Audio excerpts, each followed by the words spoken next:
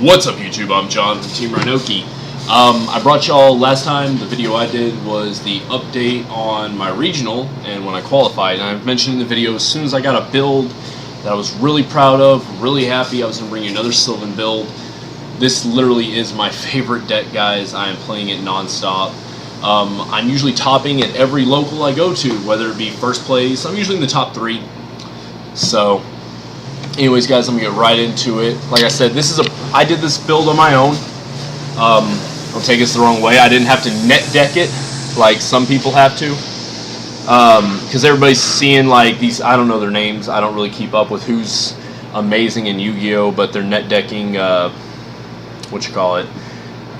Different people doing, like, I think one is a Curry Bandit build. Some guy topped a regional or YCS or something like that with it. I don't know. So let's get into it. First off, I am running 2 Lone Fires. The only reason I'm only running 2, guys, is they won't give me a third. A third Lone Fire would just be even more broke. So, but I'm running double Lone Fire, guys. If you don't know what Lone Fire does, I'm sorry. I'm sorry. But summon it, sacrifice it, bring out any plant from your deck you want. So in my old build, I was running 3 of these guys, but with the new Sage Akoya out, I'm only running 2 of the level 8 Hermitry for my trees. I dropped it down from 3 to 2 just because 3 was really cloggy, and I don't want him in my hand at all, so just to kind of avoid that, I dropped it down to 2, and even if I open with 1 or both of them, I can still play around and work around it. So he's mainly there for the Felgrand play still. So 2 Hermitries. Triple Sage Akoya. Now this guy is pretty much breaking the deck.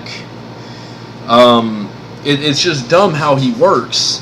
If a Sylvan, and this is the crazy thing, if it's a mirror match, if a Sylvan goes to the graveyard, doesn't matter where it goes, how it goes to the graveyard. If a Sylvan, I think it just goes to the graveyard. Yeah. If a Sylvan is sent to the graveyard, except during the damage step, and it's worded so if you're playing the mirror, you can special summon him off of your opponent. If a Sylvan goes to the graveyard, you can just special summon him from your hand. So he does miss timing with a few things like the field spell. If you pay cost for the field spell by sending a Sylvan from your hand or field to the graveyard, he will miss timing. He doesn't really seem to work with costs. One thing I gotta double check, but I'm pretty sure when I was looking it up this weekend, he will not miss timing with Fragrance Storm, because the destruction and the draw happen simultaneously. You can chain him on that and get him specialed out. So pretty good in the mirror match. I need to double check that. Not 100% sure still how that works out, but the destruction and the draw are simultaneous on Fragrance Storm, so I'm pretty sure he should still happen. And then he has the once per turn you can excavate effect, and he's level 7. So then I'm running triple Marshall Leaf. I tried one match with this, or one tournament with this down to 2, and I still won. Like, there was one duel where it really became apparent against Evil Swarms that I needed this little guy at 3. But I mean, I still pulled it out. I still won. It was just that one game out of the match I lost. But yeah, 3 Marshall Leafs is just too good not to run. He's excavated, destroy just one monster on the field, so he's spot removal. Then I'm only running double Koma Shurmo. Thinking about bumping him up to 3, it just depends, and I'll explain in a minute why. But he's an MST when he's excavated, and he's not bad to open because you set him, he's flipped, excavate 5, guys. Not a bad card at all, and he's got ridiculous defense at 2,000. So I'm only running 2 of him, and then I'm only running 2 Peacekeepers. And this was something I think that one of my buddies, I played a mirror match this past weekend, and he was only running 1. He mentioned somebody that he saw playing it was running none. I think this card is too good to run because it's just Lone Fire abuse for days. So, especially in the way I play mine, Peacekeeper, that initial Peacekeeper excavate just puts in so much work, guys. And then there's been times I've had him in my hand, I've summoned him, and he has just started a chain of events that has got me the win just off 1 excavate. So I can't really complain. I like my Peacekeeper at 2. I did drop it from 3 because he has a once per turn effect, and he does get a little cloggy. Now, I dropped Copy Plan out of my build, and I'm sure somebody will say that wasn't smart, but I'm running double Princess Sprout. Now, originally I was pretty against her because I didn't quite read her carefully enough, and I thought you can only do do one effect period per turn, but you can use each of her effects once per turn. So you can summon her, tribute her, and then she excavates the top card of the deck. It'll go to the graveyard regardless of what it is, so that is kind of a risk I'm taking. But she goes to the top of the deck, and then when she's excavated, you get to call a number 1 to 8, and that's her level, and she special summons. So I'm using her in place of Copy Plant, because I find her much easier to pull out than having to rely on summoning my Copy Plant.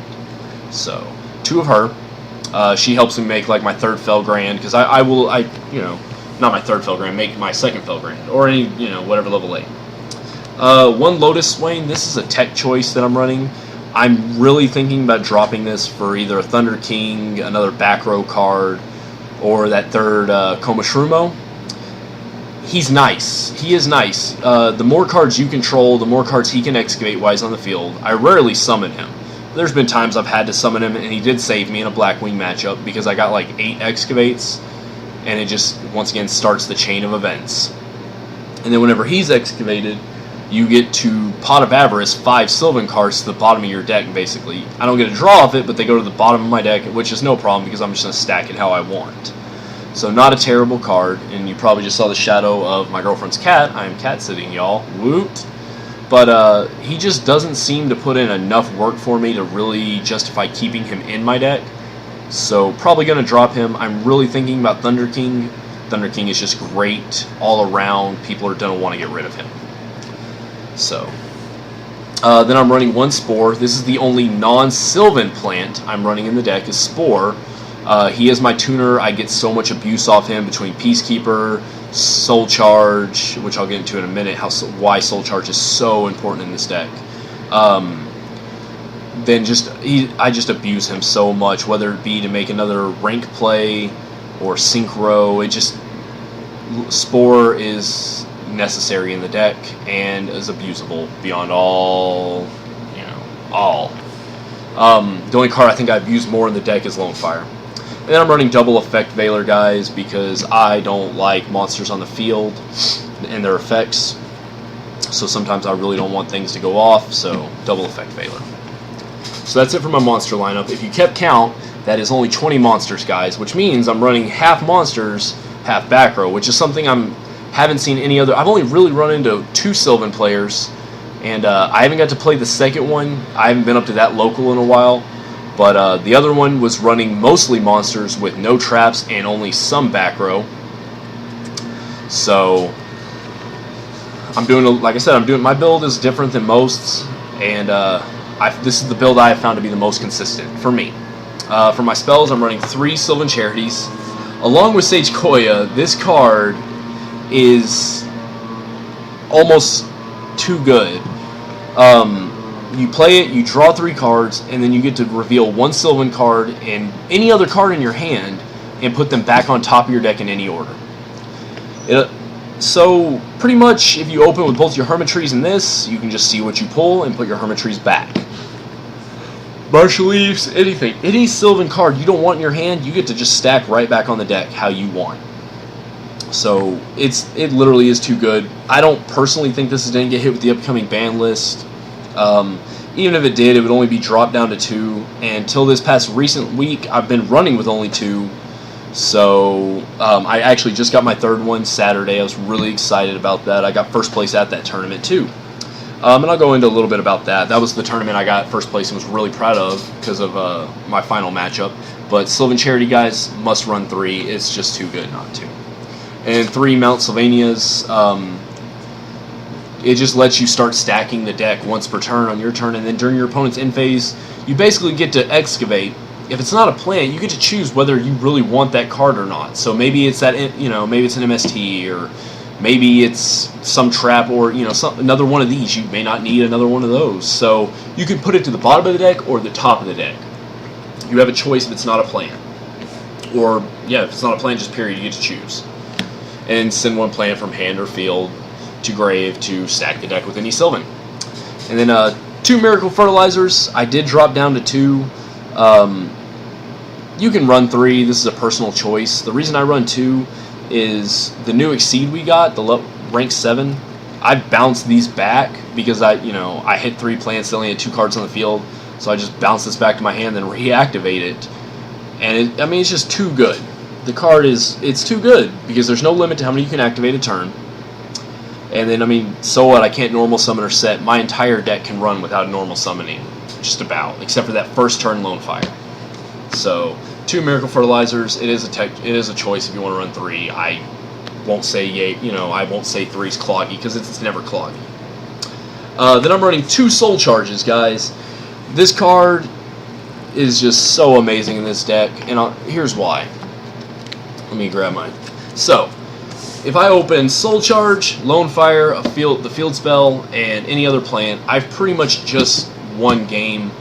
It's almost guaranteed. Like that, having those 4 cards is a win condition almost for this deck. Because what you're going to do, Lone Fire into Lone Fire. And especially if you go first, you just lost a lot of fear.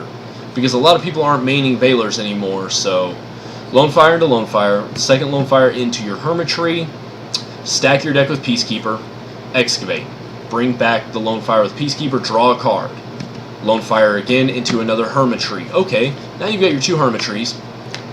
Soul Charge. Do Soul Charge first, bring back both of these, Lone Fire for both your Sage Koyas. Okay, right there, you've got 4 trees on the field, which means you're going to get a Felgrand. I usually do Felgrand, Draco Sack, and try to hopefully get a 3rd Sage Koya. It is possible. I've had 5 monsters on the field in my first turn because of the 2 tokens. But mainly I would have Felgrand, 2 tokens, Sage Koya, and Draco Sack on the field. It's that broken how it works.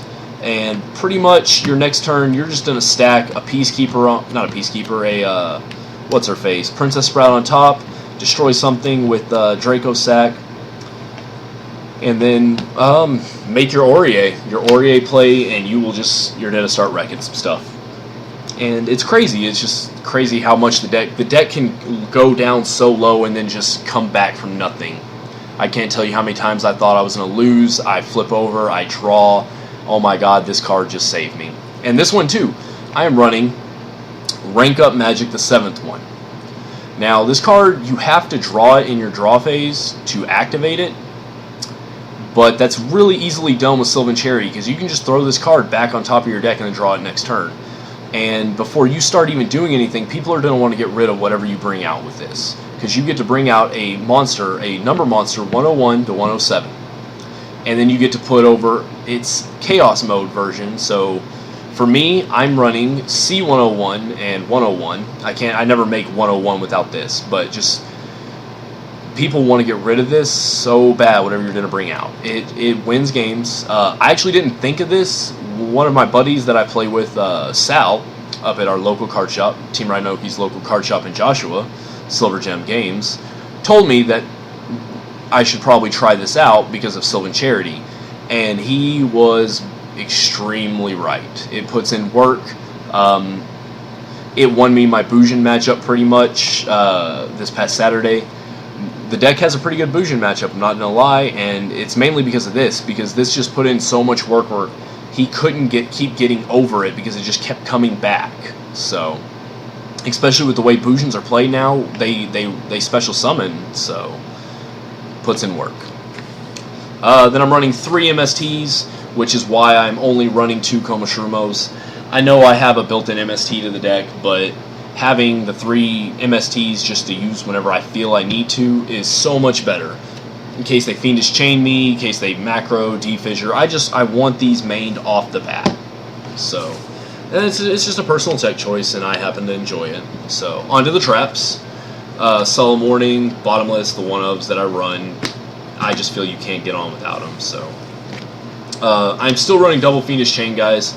I main Veilers, so I don't use Breakthroughs. Aside from not having Breakthroughs yet, I'm just kind of waiting. I don't really want to pay for them at the moment. But the new Structure Deck's right around the corner for Lightsworn. I'm going to go buy them just so I can have Breakthroughs, really. But double Fiendish Chains, they do stop effects, but I mainly use it just so I can stop an attack on me. But double Fiendish Chain, and then double Trap Stun. These are actually about to come out of my deck, just for the simple fact that Wiretap is a card, and this was pointed out to me by somebody else this past weekend. In my Gear Gears, I do use Trap Stun. Anybody that plays Gear Gears or has played against Gear Gears know if Trap Stun's flipped over and not stopped, they're about to win. This is their win con card. This and Gear. I do play Gear Gears also, so you know. But when I flip this over, you just see people get disheartened. They know what's coming. They know the OTK's coming. And that's why I was running this, just so I could start doing all my plays for a whole turn, not have to worry. But Wiretap is a card, so I am a little hesitant about this, and I'll show you what I'm about to use instead. Possibly is Rose Archer.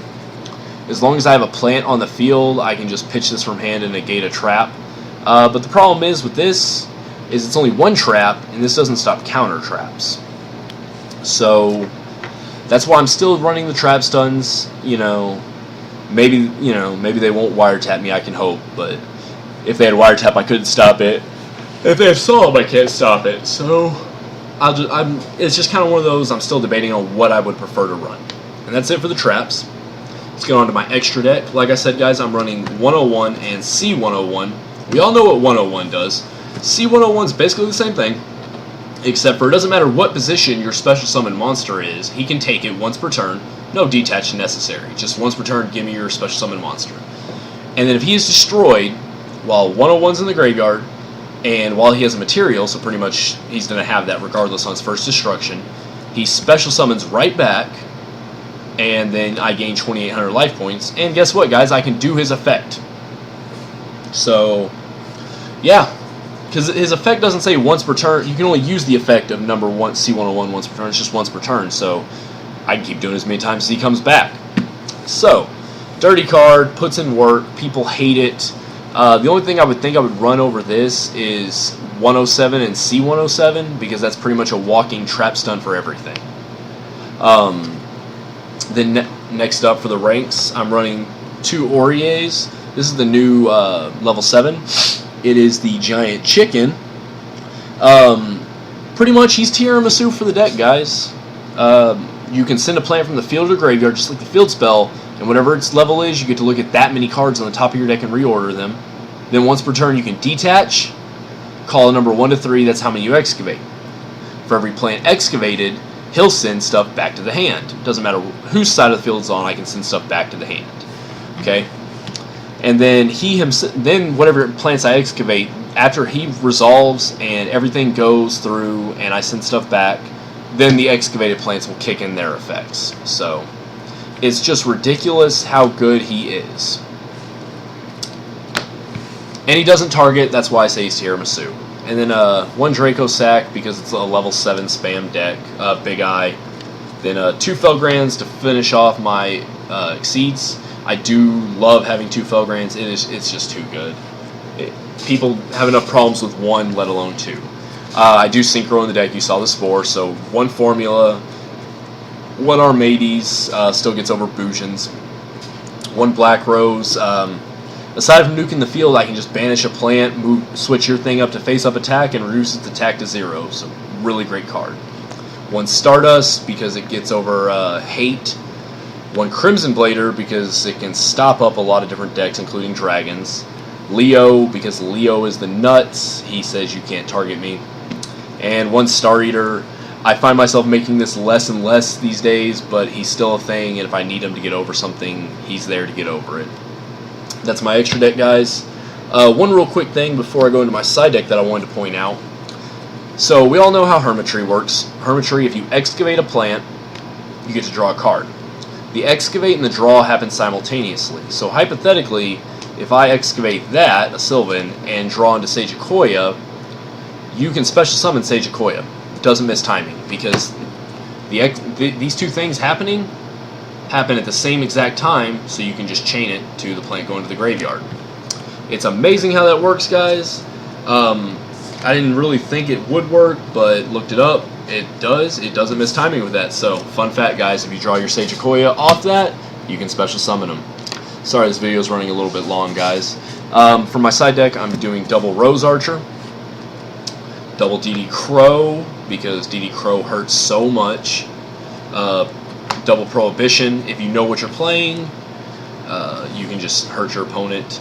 double Blackhorn. This is a synchro and rank, spam thing still. So 1 Dust Tornado, because just that extra back row hate. 2 Light Imprisoning Mirrors. Light decks are still a thing. When the new pack comes out, Shadow will make its way in here because of Shadal's. Double Mistake, guys. I don't add anything to my hand, so why not? And double Imperial Iron Walls, because Defissure and Macro are a thing. So that's it for my deck, guys. Let me know what you'd like, what you think. Like, subscribe, comment below, all that. I want opinions, guys. Let me know what you think. Me personally, depending on how this next format comes, I don't think this deck's going to get touched personally. There's nothing they can really touch on it because there's so much stuff that hurts the deck in the graveyard to negate graveyard stuff. I don't really see the deck getting hit. But let me know what you think below. I think this deck is about to start making a huge push. So far, the only deck I've really had an issue with has been the hat deck, and that's just there's so much stuff that they're doing that I haven't found a way to make it hit all of their stuff, so I'll figure something out eventually, though, guys. But I'm John from Team RynOke. Woot! Like, subscribe, comment below. Let me know what you think. Bye.